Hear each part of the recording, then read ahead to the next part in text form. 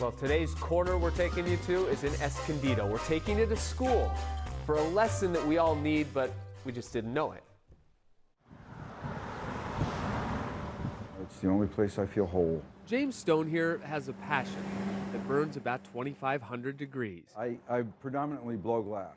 And art, he says, is fading, largely because it is not cheap to keep this furnace burning 24 hours a day. $4,000 a month between propane, electricity, and we use liquid oxygen here. But he loves it. Stop. And he's practically an encyclopedia of glass. Go ahead and puff for me, please. The first money in human history were glass beads. Which works out well because his other passion, besides shaping melted sand, Today we're going to play with fire. is shaping young minds. Where does the color come from? He teaches beginner glass making for kids. I just love kids. They haven't been molded into society. Have you ever seen 2,000 degrees?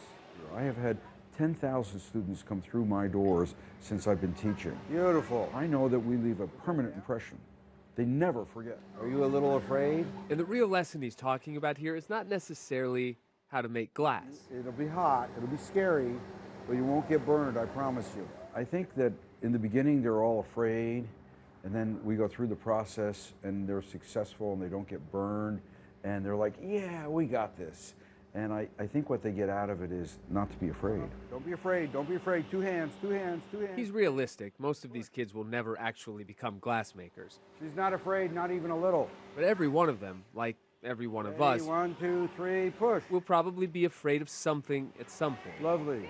I think that if you give young people a set of tools that they can use for their whole lives, you've done something really great. Give her a hand, yay!